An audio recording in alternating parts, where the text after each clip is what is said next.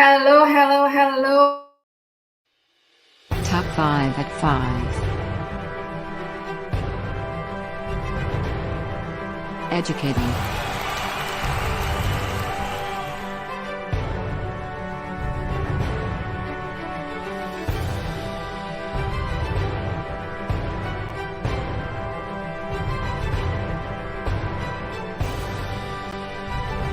Empowering.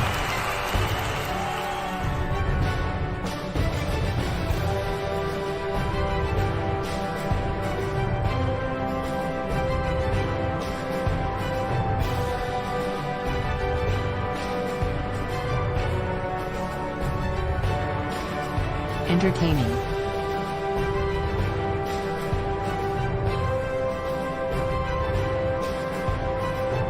We are the top 5.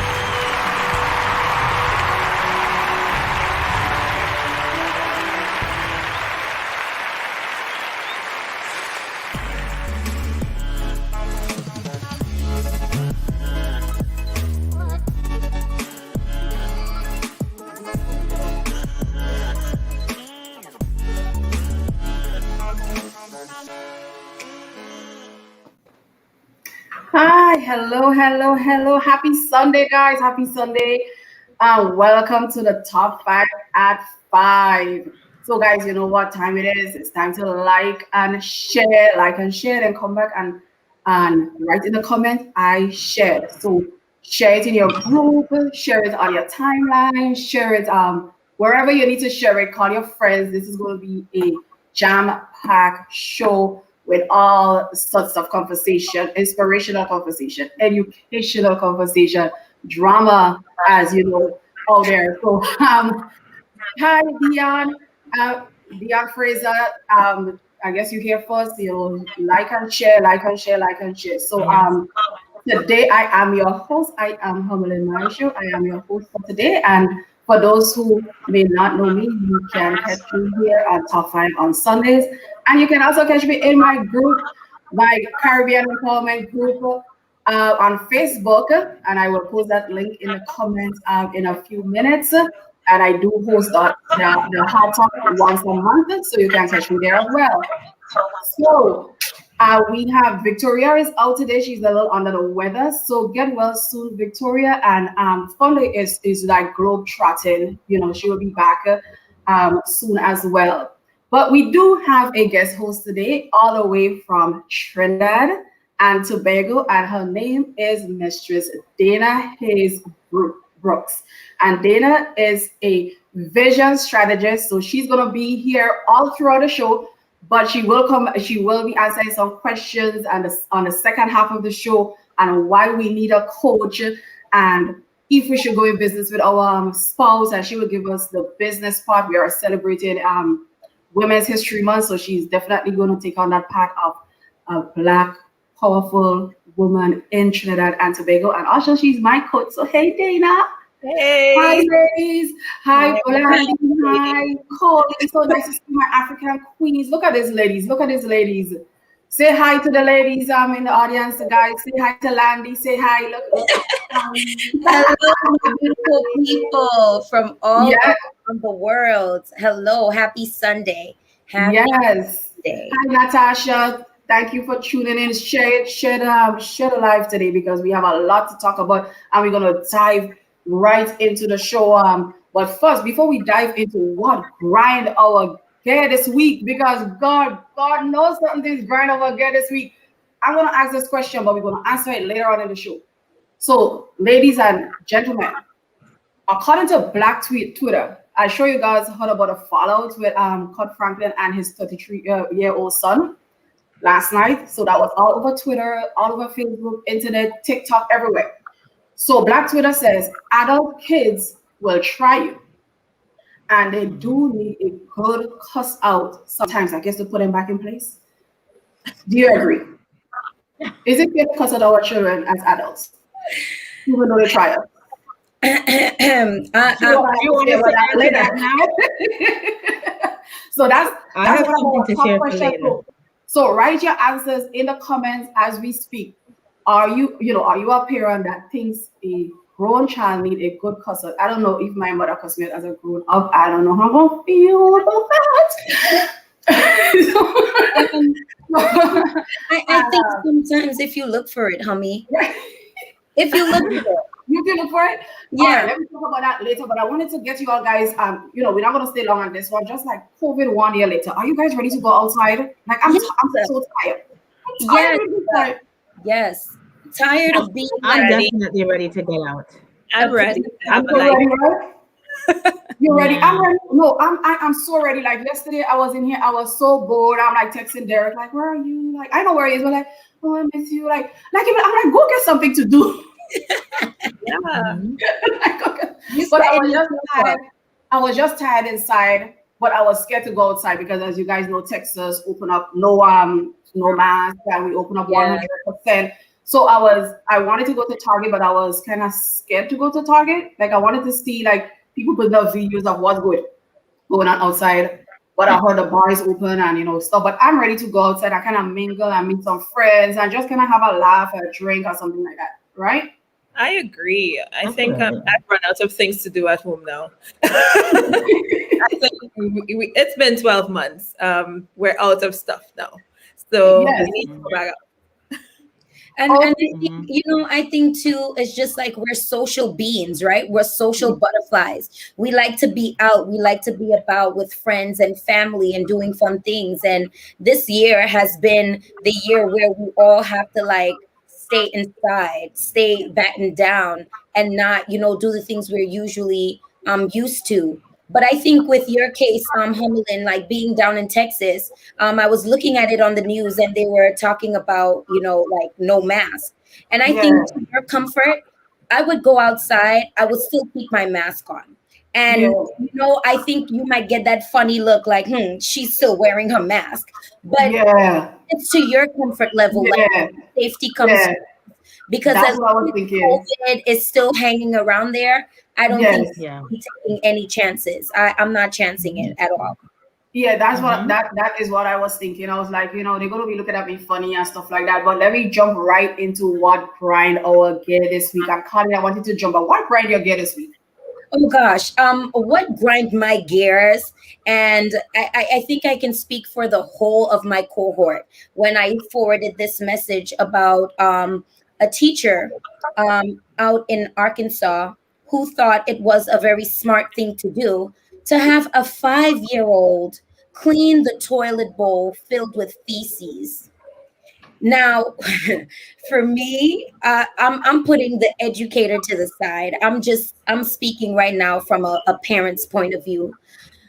I did not like that at all. I was disgusted by it. And for me, I look at, a school is a place where parents send their kids and they're trusting the adults in the building to take care of their children.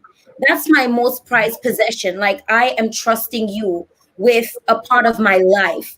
And here you go thinking that you can take advantage of that. A 5-year-old taking his hands and there was no gloves given. She made him clean the toilet bowl with his hand. And then she had the nerve to call his mom and tell her that she had no idea why she made him do that.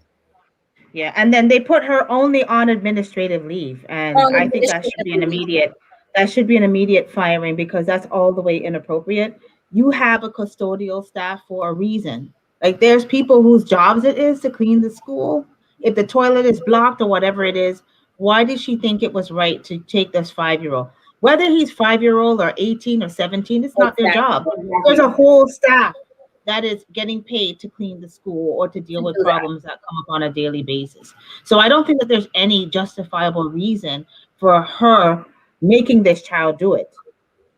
And based on what I was reading for the updates, I heard that they're taking legal action. So the administration, the school district is initiating some type of legal process to get her fired.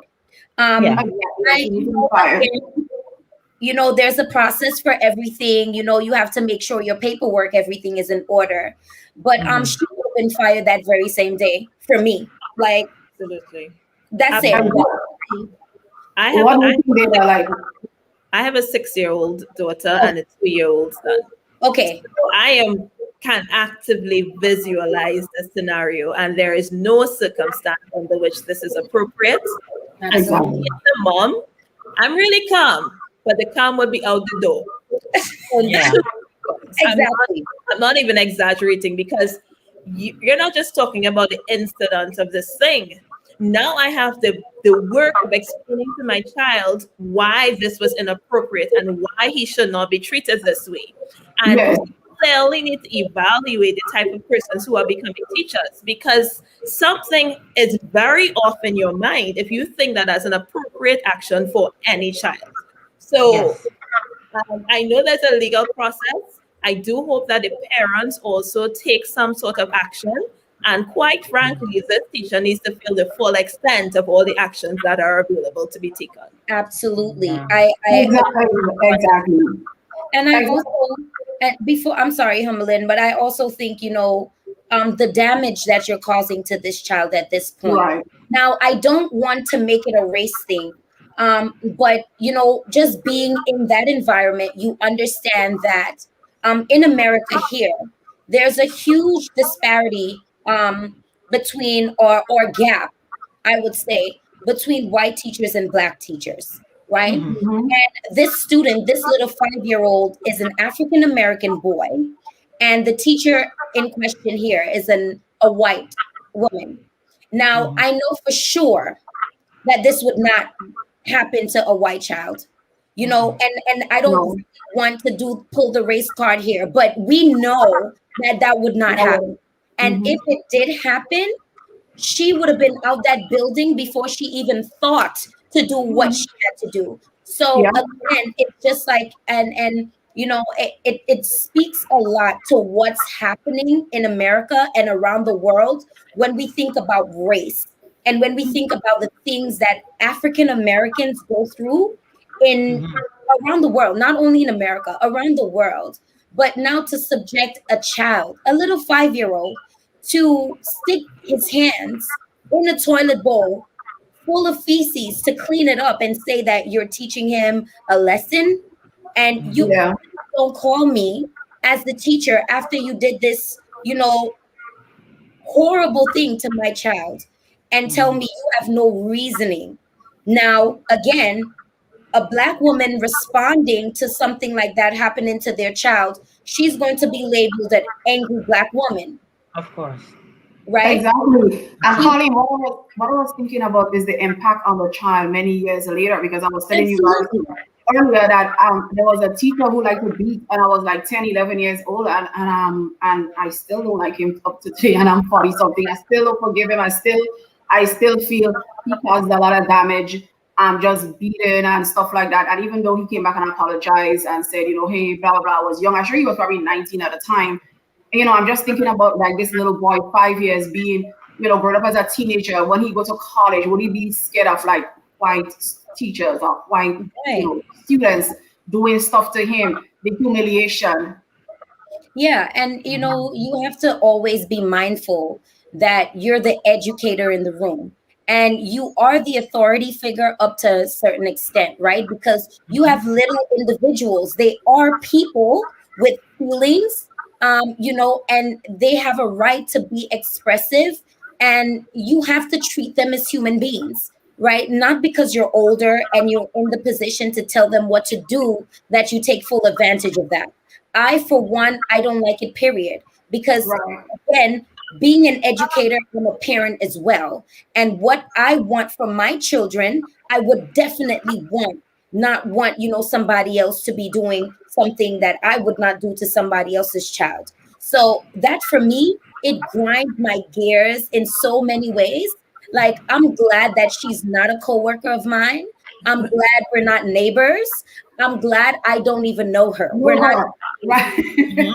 Okay. We have a good comment that was made by Candy Francis. She said we need more angry Black parents when it comes to our kids. So we need angry, but we need angry with action.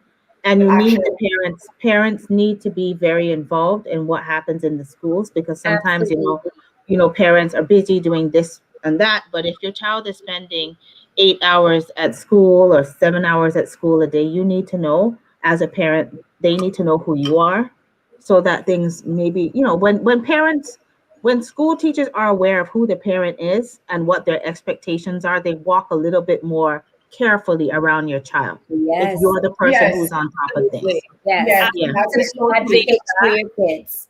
Yeah. I can actually agree with that as a very informed parent. I'm Mhm. very involved. I'm very present at my daughter's school. My son is not yet at school. But to add to Colleen's point, I think it's important for us as parents, as Black parents, as somebody who is in the Caribbean, to empower your child, no matter what age, to ask a question.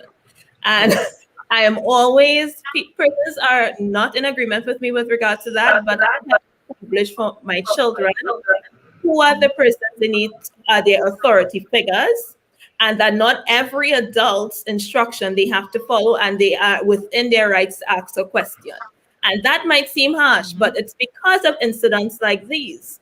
Because I know that not every teacher in a school has my daughter's best interest at heart or my son's best interest at heart. So I have given my daughter a list of instructions. This is your teacher. This is who you go to in case of emergencies. These are your absolute persons, but these are still the limitations. And that's why, as a 6-year-old, she asks a lot of questions. If you don't like it, well, okay, but why do you want to? Yes. To advocate for herself, and I'm not waiting until she's an adult to do that. Absolutely. Exactly. And I want to move right into another grind you get topic that what grind my get. Not mostly, the queen and her this, but one thing that stood out to me when a lot of people in my feed, I saw a lot of people say, "Oh my God, the queen said that when she wanted to know, she was concerned about the child's color, the skin color." That grind my get, because I see people that I know that was saying, "Oh my God, what the queen said that? Why the queen said that?" And I know they are calling their own kids Black, and I'm getting emotional for that, because Black monkey, oh come, come comb your data here, your nappy head, your oh why that child Black? So when that child born, like when the parents and the grandparents and the in-laws go in the instead of they do an African prayer, some prayer, and say thank you. Oh God, he Black hair? And they check in the ears. And it was a girl who said to me, she said, just as the child is 5 years, she said to me, she said, Remy, I saw this triggered me, because I still remember teachers in high school calling me a Black jumbie. And she's in her 40s. And that's so sad, because in the Caribbean, you would find everything. Melanie, one more. So I really want us as Caribbean parents and grandparents to take a look and change our narrative in how we call our children and how we call our grandchildren, our nieces, our nephews, our boyfriends, our husbands. Things may seem as a joke to us, because I know, especially Grenadians, we are very sarcastic. And a lot of times we probably don't mean it deep down, but think about how it affects that child. And I remember like years ago something that I was doing that something, and I was going to say Black something to the end, and he stopped me like, "Why Black?" As I said Black, he said, "And you're going to call me Black what?" And I was like, and I had to step back, and I was like, but what I was saying was going to be sarcastic. But I realized, he's like, "Mom, you guys are sarcastic in the Caribbean, but a lot of things you guys say hurt our feelings." And I had to, like, every time I go to say something, even with Derek too, sometimes it's sarcastic, and I'm like, no, I can't say that. Read and come again, change that, because it's a joke to me, maybe a joke to me, a sarcastic to me, but that person is taking it as face value. So I just want to plead to us, like, just call our kids and our grandchildren nice names, and like empower them, as Dana say, tell them, empower our children from home. And teach them how to ask questions, so when they get older, they wouldn't be taken advantage of. Absolutely. Anybody want to jump in on that Black narrative? I think Landy was going to share.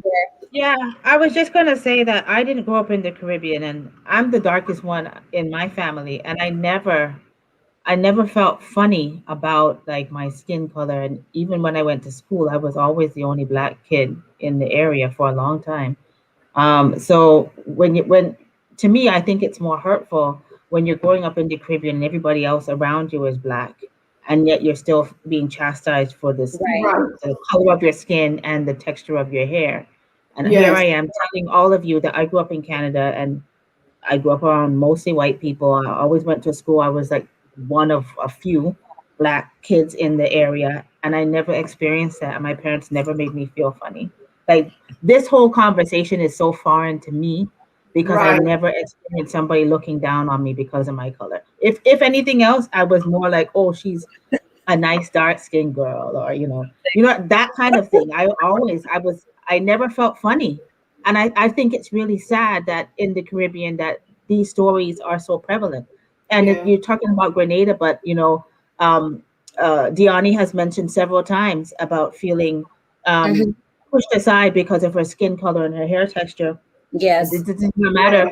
She's a professional woman and all these kinds of things, but still she can talk very clearly about feeling like, that you're not good enough because you're not from uptown. And in the uptown in Jamaica, everybody is light skinned with smooth hair and they speak differently from uptown, So this is just really strange. And I think that you would hope that by now, we're in 2021, that we wouldn't be having these types of discussions, but I don't think they're going away. Yeah. I don't think they're going away.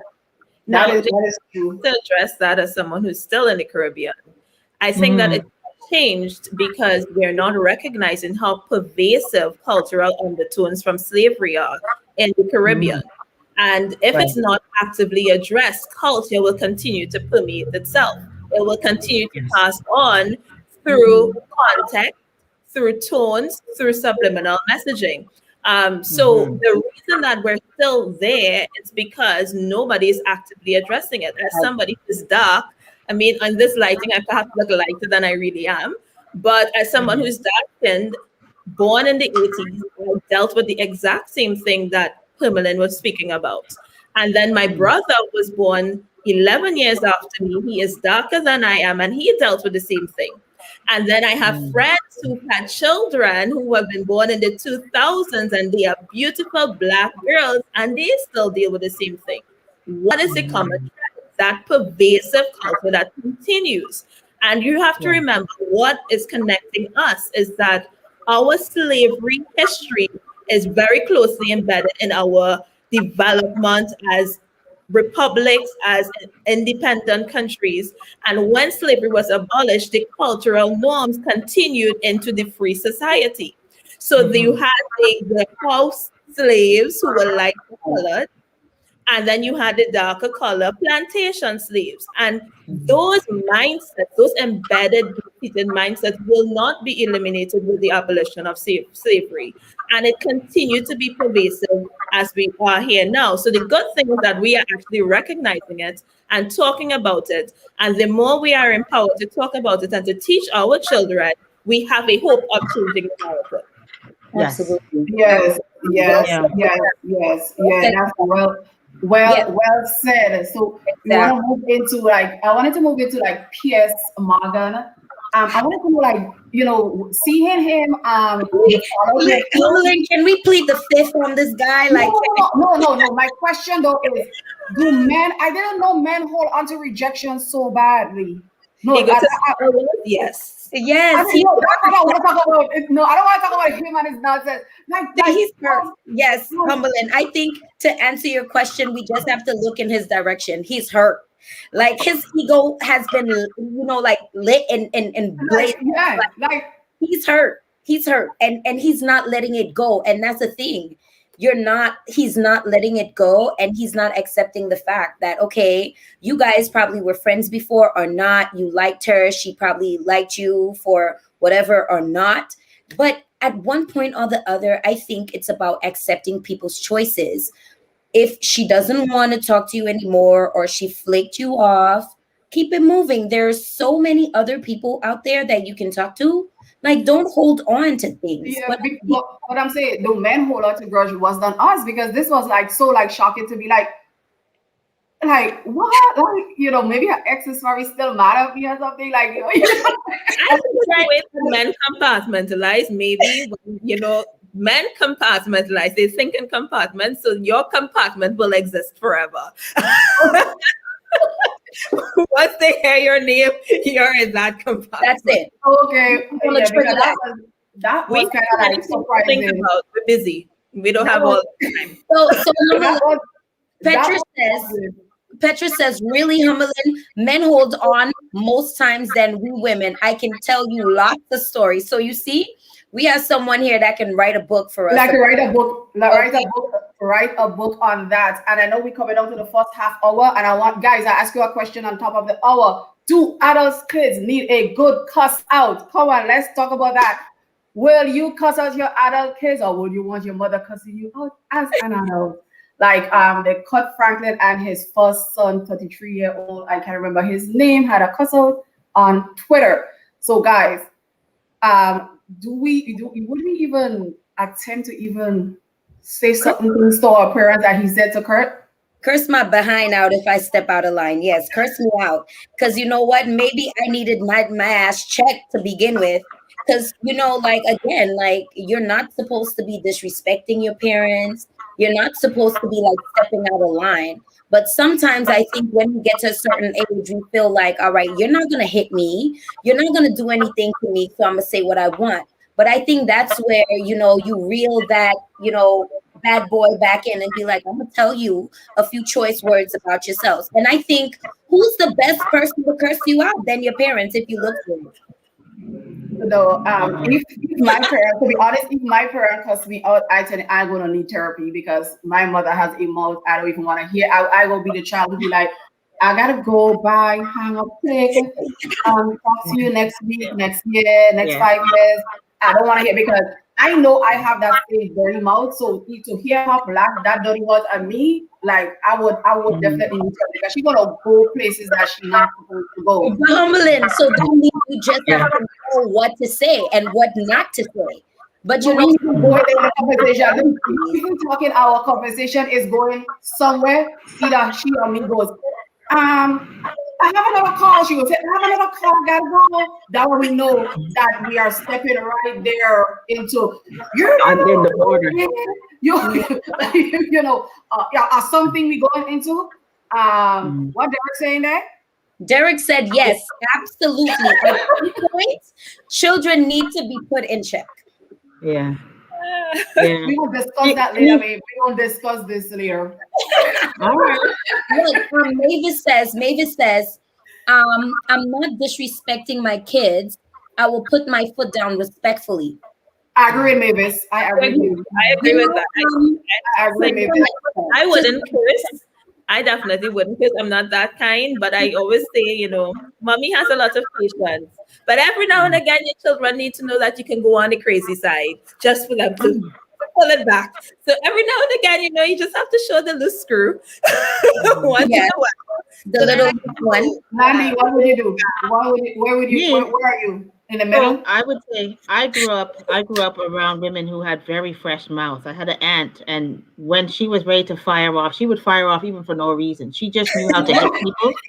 Like if you have a sore foot, she's gonna kick you in it, and she goes for the gut. So this is the kind of women I was around. So, and it made me tough. So that when things happen in life, it's like I can just laugh about things. Certain things would never bother me. Things that other people would get really upset about, I wouldn't really get that mad because I was accustomed to being around women who had mouths like fire, and they would just say things, and we would get to a point where we would laugh at it. Sometimes it wasn't so funny when it's at you, but you would appreciate and laugh at it now because that's just the way she was. My mother, she also had a very hot mouth, and I figure as an adult, if she wanted to tell me about myself, I would accept that. And likewise, if I had something to say to my parents that I didn't appreciate that they did or they said, I would tell them, but not necessarily cursing them out like a dog, in the street. Yeah. I think something you just can't get back. You can't take back. I'm not good at apologizing, so I don't want to go there. because I have to come down and be vulnerable and say, oh, well, I didn't mean, I don't want to do that. So I'm going to step back and be like, something, we're going to talk about this later because I'm going to. Well, usually he said put your foot in your butt. I usually tell that, something like I'm like looking at a knife and the knife is looking very like, so I'm going to go in my, because that's how you can get with these kids. So it's like, so I'm going to go in my room. I think it's a thin line, right? I think it's a really thin line when we're talking about like intentionally disrespecting your kids and putting them in their place and like checking them because at some points I had some like when my mom would say something to me and I'm like, okay, you just taking it too far.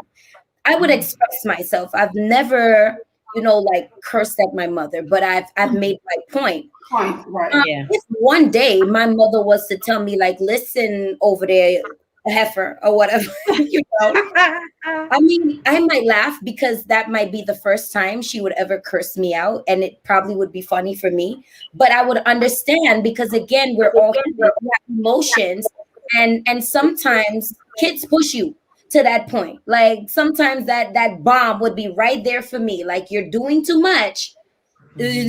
Stop. But again, in the context of with Kirk Franklin and his son, I think we have to be, mindful of culture. We have to be mindful of, if that's something that they are used to, because in some cultures, kids are cursing, parents are cursing. The F-bombs are something that everybody's used to. So, it doesn't go without understanding to what extent that disagreement was for, or, what caused that. But from the son's point of view, again, always remember that's your parents. So, and they always tell you, don't embarrass me because I'm going to embarrass the hell back out of you.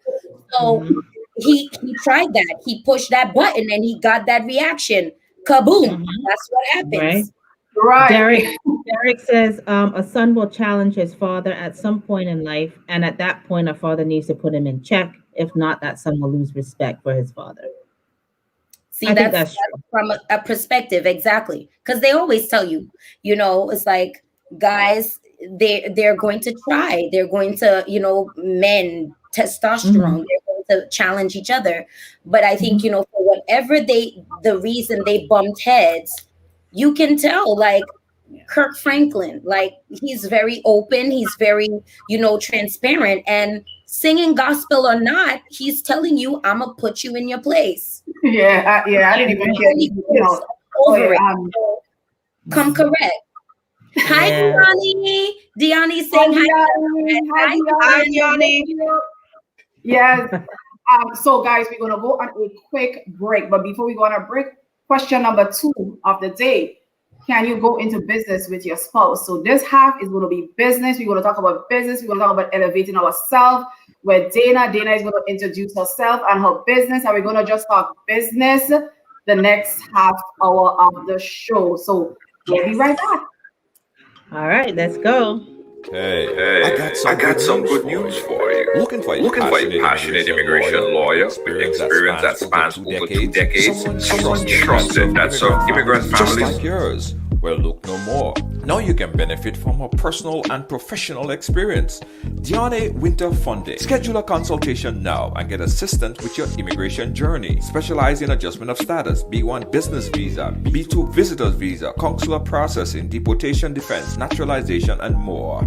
Give us a call today at 813-815-3529. That's 813-815-3529 or online at winterimmigration.com. Attorney Diane Winter Funday. Law done differently.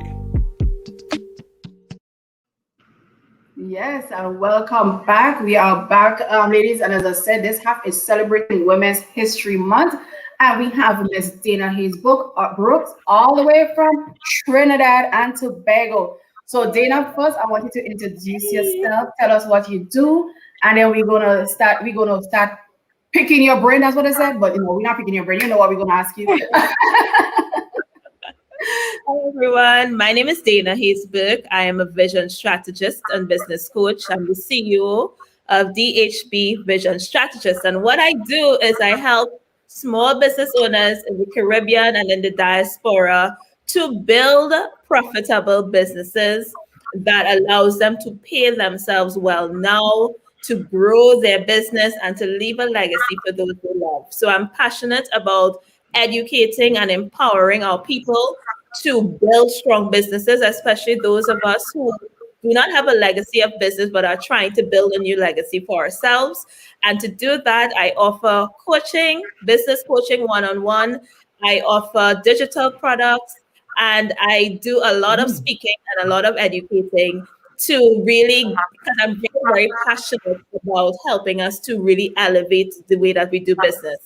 So I'm holding a master's degree where I studied international small business management, and I'm preparing to do my PhD because I really am so committed to doing this thing and to helping us elevate. So that is me in a nutshell, and I'm very happy to be in this conversation with you awesome ladies. Oh yes, thank you. So, is that your husband, Dana? Yes, that is my husband. You see, you got a good timing. Look,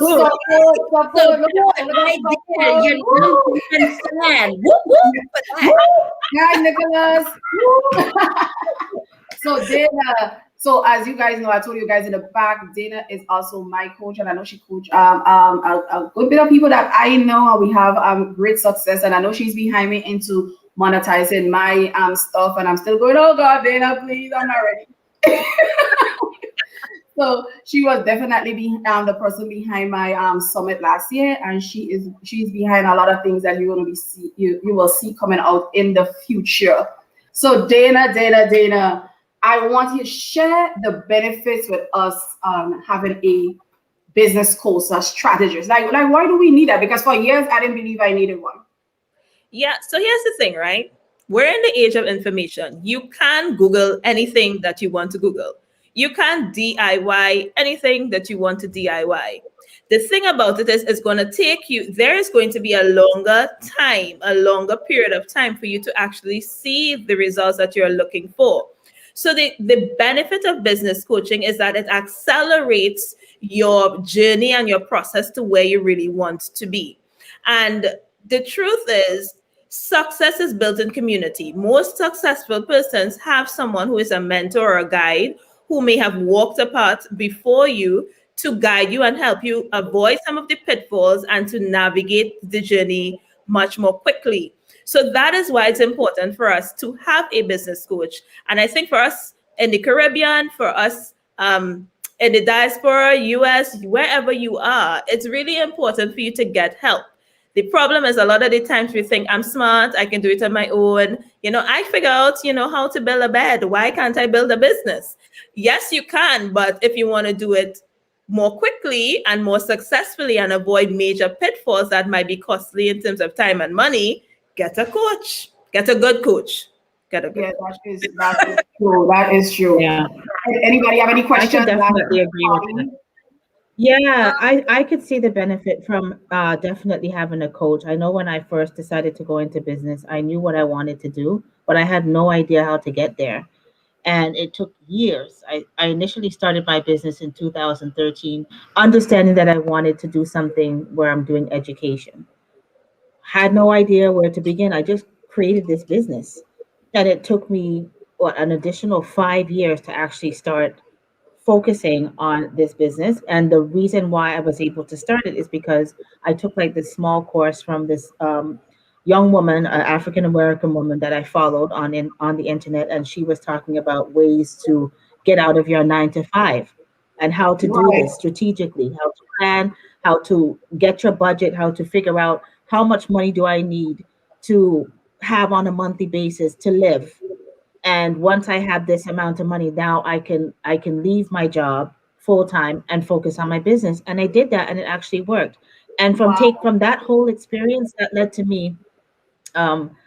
Most recently, I decided to add staffing, healthcare staffing to my line of business, and I found this great coach.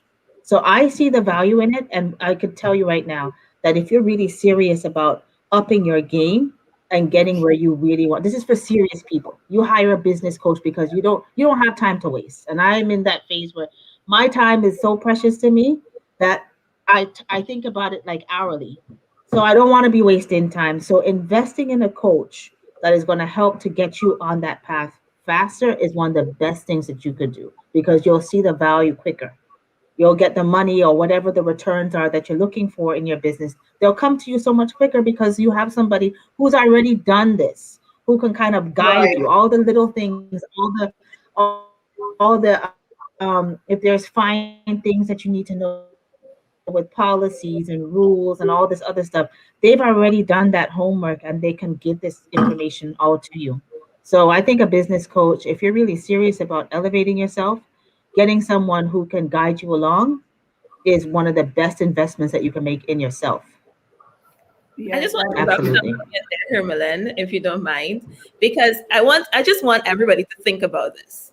If you're a professional athlete, you have a coach, whether you're playing tennis, football, soccer, basketball, you have a coach because the coach is able to give you the plays so that you can go execute it and become a top rated athlete.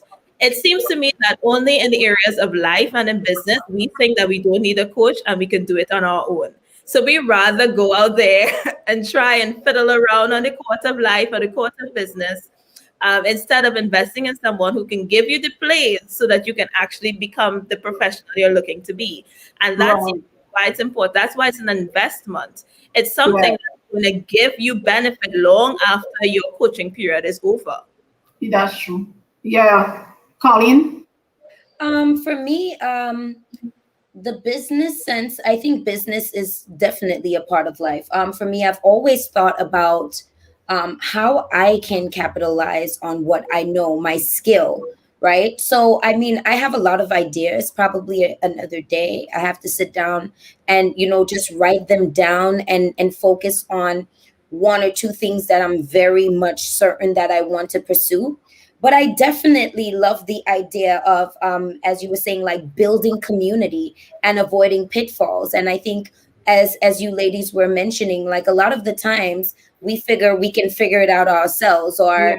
or and when we try to figure it out ourselves, we usually tend to go the wrong direction and mess it up, and then you have a bad experience. So for me, I know that business is not, like I have no idea about it. Like I've never pursued it in at any capacity. But I think as I go deeper and deeper into education, I definitely want to make sure that my skill is something that I can invest in myself with, so that later on down the road, when I retire, that that investment is now working for me. So now that this bug is in my ear, I'm going to sit down, as I said, and kind of like write down some of the things that I would love to do with my skill, and I can see how it can work for me. And then maybe I have to give you a call. So Dana, so most of the panel here are entrepreneurs, coaches, educators. Tell us some of the challenges being a Black woman in the coaching industry or in the Caribbean. Do you have any challenges? Because you don't talk, you look like you're just, I'm going to get what I have to get and that's it. Do you have any challenges? Yes, that is what you see as the vision side of me. Are there challenges? Absolutely. Right. No stranger to challenges. One, I will deal with it as it comes, and I'm laser focused on where I'm going. But one of the things Right. I've encountered as a business coach is that Black business coaches are in the minority. And there is something that I do know that I see all of the time, which is not me, is this coaching voice. I'm sure all of you may have seen it or heard it. When you hear a coach speaking, you hear them speaking, well, you need to find your inner peace and and there is this tone and there is this voice and there is this execution that it's not me. And one of the things that I had to step into is that is not my personality. That's not your I'm voice. an educator. I am a straight talker, and I don't need to do all of we look to the sky. And when you look to the sky, you see the rainbow, and the rainbow gives you that business idea. No, that is not me. And so one of the first things that I had to deal with in coming into the coaching industry is to teach persons to understand my voice and to get them to go beyond the fluff, because We're in an age of information, but it's a lot of fluffy information. People Right. give just enough, but not enough to do anything with it for free. And I'm not saying you need to give away your business for free, but I do think that in that model of coaching, there is not enough value and not enough integrity. So for me, as a business coach, as a Black business coach, not only am I looking like this, which already causes people to have a preconceived notion, but then I'm also a straight talker. And I had to make a decision concerning that. So it was either I continue to teach and be straight up with persons, or I find a way to assimilate to that particular culture. And it did not fit with me. So I chose to do it my way and to allow people to fall in love with my way of doing it because it was a way that was in their best interest. So if you are a coach or a consultant, a lot of the times we are taught to soften.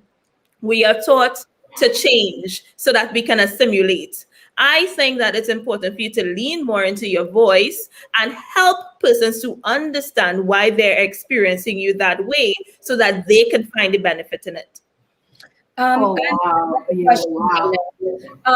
A lot of the time, we view ourselves as only consumers, right? So we're okay with buying things from other people and not focusing on, being a producer or, being the one on the receiving end of, making the money. Right. So how can we get into the mindset of being both a consumer and a producer without feeling this pressure of, well, I have to sell somebody something, and I think that's kind of like the turnoff for a lot of people. They're okay in the comfort zone of being a consumer. But what if we change gears a little bit and teach people a little bit more about just balancing it off, being a producer as well? Agreed. And quite frankly, we are in the year of the Lord 2021. Nobody's job is safe. Nobody's job is safe any longer. So really, we should begin looking at ourselves as producers. I think one of the things that we tend to do is that we frame business within a particular context. And in that context, it's like the Amazon context, the Fortune 500 context. And we don't see that building a business is really building relationships with persons who buy into what you already have. All of us, we have skill sets. All of us, we have things that we are good at and things we can offer to the world. That is actually the reason you have a job. If you think about it, your job is you selling what you already have. So now we have to just push past the fear and look at how we can bring that to serve a wider community that's outside of our jobs. I think that anybody who can go on an interview and sell themselves there has the potential with the right guidance to sell what they have in their business. Absolutely. Yeah, that is true. One thing I liked about Dana when I started to follow her on Instagram is that I think I followed her for like 2 months or so on Instagram first, and she was given a lot of valuable information for free. And I was like, oh my God, she's in that. I don't think I would even tell them that. And I was like, if she's given this for free, I wonder what she's going to be given if you pay her now. Like you had a paid coaching. So I looked at it and I knew a lot of things that she was saying was true because I learned it in business school. So she wasn't fluffing it up as she said. She's a straight shooter. Right. She tells you to calculate how much something costs, do this, do the math, as I told her, I said, I should pay attention more to that, multiply this by this, then do whatever to find your cost point. And she would always tell, she would always tell me, like, we come from the Caribbean, Cody, and I understand what you're saying is like, we feel so comfortable with buying. It's like me monetizing something. I felt so like, oh my God, I don't want to do I don't want to do that. I want to do. And she's like, Herbalife, you cannot do it for free for the rest of your life. You have to charge. You have to do something. You cannot do that. And I'm seeing it now, but I think I spent like a whole 2 months just being afraid. The summit nearly gave me a heart attack, anxiety, just charging $20. He's not lying, ladies. Lying. And I think that's what it is too, building community. Like when you venture into being, switching from being a consumer into being a producer, you tend to get a lot of backlash. You tend to get a lot of people Who you think you are? downing you, like, oh, now you think you're gonna be rich now. Yes. So it builds fear. And I Yes. think, once, we tap out of that, negative mindset that, we're only supposed to spend our money and we're not supposed to build generational wealth for ourselves and for our children and their children. I think we would be in a better space, be more able to save money, be more wise when it comes to our financials. And that's what Hummy was talking about, like that fear. You're not supporting of people not supporting you when you turn around and say, okay, I'm gonna start charging you for a service. I think you've made a really great point, Colleen. We have always been taught to be consumers. We haven't been, the secret about investing and the secrets about how owning your own business can really you can avoid so much tax issues and so forth. This country, America, is built on business. And the way that everything is structured, it supports business. So when you have a business, that's why you have people like Donald Trump who have businesses and pay zero taxes. This is why you have Amazon, who has their business out in Seattle or somewhere like that, I believe. In Washington is where it's based. Yes. And they pay no taxes because the structure of this country is based to support business. We have been told to be employees all our life. We told you work, you go to school, and you get your degree, and you get a great job. And this is the narrative that we tell ourselves. I did it myself too. I went to school, you go to university, you get your degrees, you get all this stuff, and then you get a great job, and then you work, and you work, and then you're 65, and you retire, and then you die. And you spend all this money. If you really look at it, when you look at your paycheck, the more money you make, if you're working for somebody, you pay so much in taxes. Like your taxes, the taxes that you pay could be somebody else's paycheck. That's how much it is.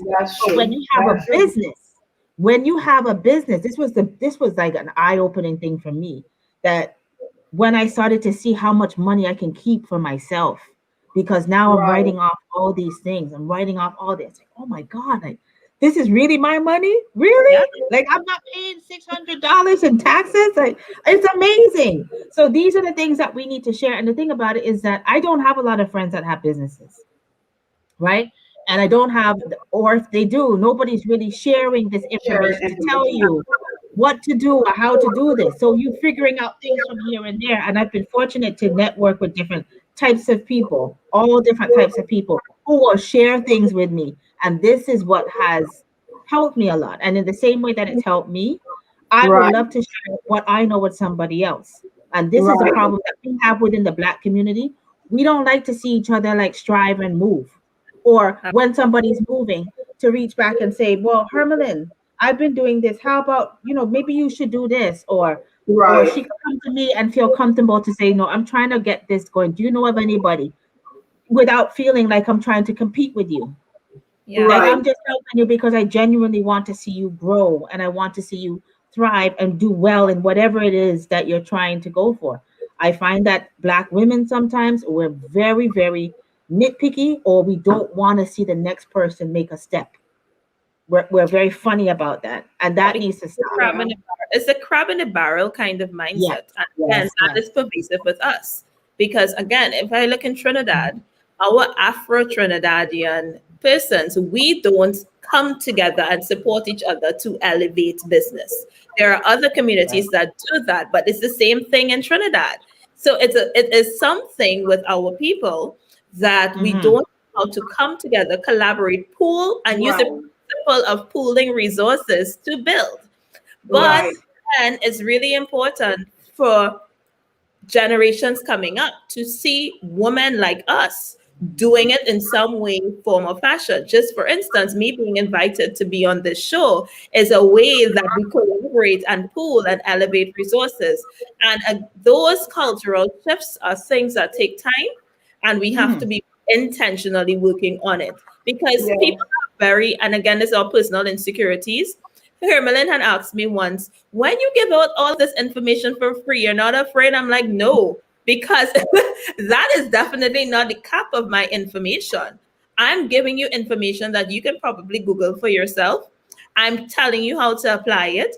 But if you want to go to the next level, you know where to come. Like if you want to get there faster, you know where to come. And it's really important for us to not be insecure in our knowledge. And perhaps if we continue to elevate ourselves, we'll never feel so insecure about what we know or don't know. Absolutely. Right. So Dana, I was reading Petra's comment. She said, it's all about being open and honest with each other as women. And, I honestly feel as though that's the issue, right? Because, you think back to the role of what women used to be doing. We're the ones bartering. We're the ones trading. We're the ones selling. We're the ones, and with the business mind. But I think when it comes to competition and someone is doing something similar to what you're doing, you're figuring, well, they're trying to take you over, to put you out of business. But I think, again, you have to be or have a collaborative mindset where, yes, this person could be selling the same exact thing that I'm selling, but what is their pitch? What is it that they're doing differently than me? And then you fix that, you address that, but that's within yourself. And I think also too, as you were saying before, Dana, in terms of building community and building relationships would definitely prevent us from, hitting those pitfalls where, some people, because they're, feeling some type of way about who's going to come into their business or who's going to buy from them, they tend to build a barrier that sends their business plummeting before it could even rise or take flight, and for them to see their fruits of their labor. So I really, really think that it's about educating yourself about finances, but being open that you're not the only person in the world selling that same thing. There's not one sneaker in the store. There's many, and people would choose what they want, what they like. So, you don't take that personally. You just inform yourself, be more open to information. And again, having a coach, somebody to guide you, because you don't know everything. Right. So lastly, like Dana, I wanted you to just address, because we talk about all these changing the narrative. I think like in your coaching practice, are there any assumptions or narrative about women you would like to change in, like you see, like we come in with a certain mindset, and I know you are a business coach, but it's like you kind of have to change the mindset to even get them to where they want to go? I think the most pervasive mindset I've seen so far is that what I'm putting out is not good enough.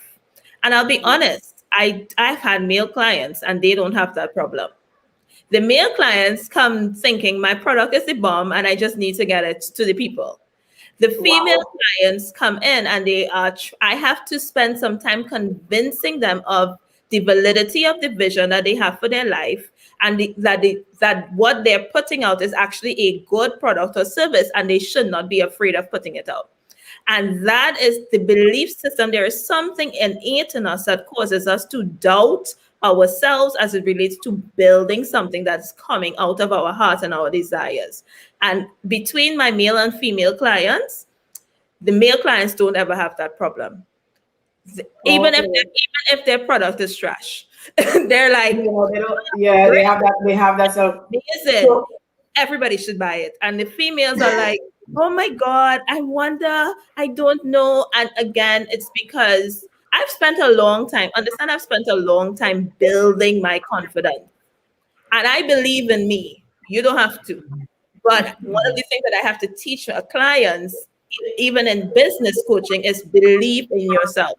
And there are some clients I have to do a full mindset setup for them just for that area. Right. Yeah, the mindset is hard.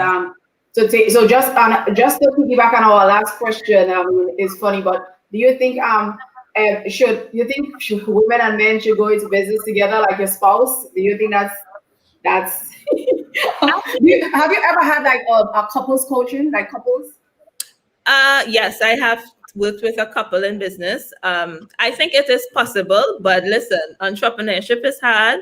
entrepreneurs are stubborn folks. So if you have to go into business with your spouse, there needs to be ground rules. There needs to be open channels of communication so that you all don't, malfunction and internally combust. It is doable, but you have to know how to set up things to time out yourself, how to not, be aggressive or cast blame, and how to have really good communication to make it work. Otherwise, don't do it. Don't. Any last questions for Dana before we close the segment?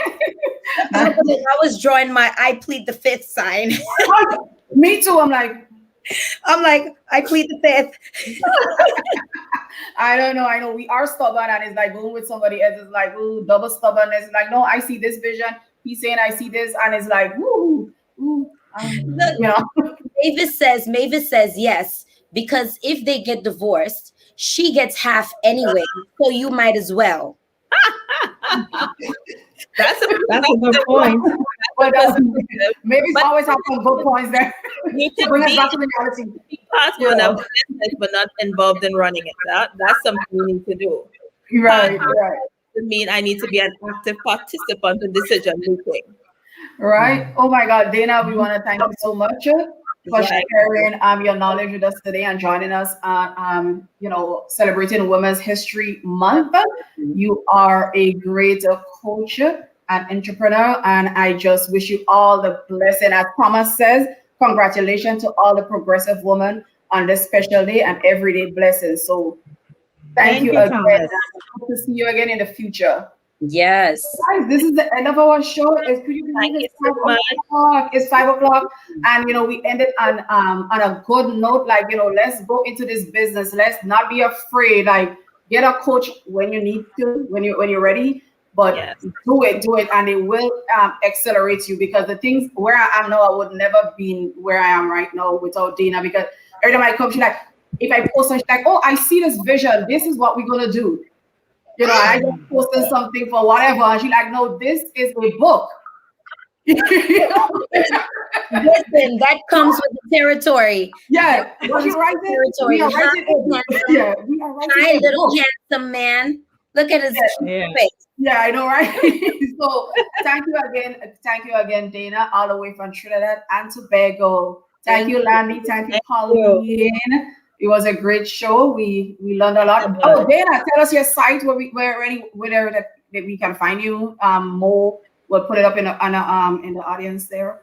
Yeah, so you can find me on my website, danahazebook.com. Very easy. You can find me on Facebook or on Instagram at Dana Hazebook, the Vision Builder. So on Facebook, that's the name. And on Instagram, it's at the Vision Builder Co. So feel free to join me there. I do a live every Monday night where I teach some area of business. So you can join on Monday nights at 8:30 p.m. EST. And feel free to pop on the website. There's blogs, there's resources. You can book a free consultation call with me as well, where we can talk about your business. So thanks again so much for having me. Thank you. Thank you everyone for joining in. Thank you. We appreciate it. Bye, guys. See you guys next week. Bye. See you next week. Bye, guys. Victoria. Hurry back. Fun day. Stop. Yeah. Fun day just on a plane here, there, going everywhere. I would love to be on this passport. Just stamp. Yeah. Just stamp me. Take me with you. Yes. That the she's not scared of the COVID. She's going out there and she's tackling Mr. COVID on, okay? Gotta do. Yep. Have a good one. Happy Sunday, guys. Enjoy. Everyone. To all my Grenadian people. Love you. Bye-bye. Bye-bye. What you do makes a difference, and you get to decide what difference you make. In 2020, I was nominated for the Carlino Award, which is the award for advocacy. It just ballooned from there. I decided to become an ambassador for my area, and my goal with that relationship was to build a relationship with my local politicians here and the ones that represent in Washington, to let them know what was happening with Alzheimer's, give them information, let them know that we need their support and so forth. It just opened a whole new world of people to network with and people who felt as passionate as I did about this cause, and I still do to this day. All Pro Health Staffing, www.allprony.com.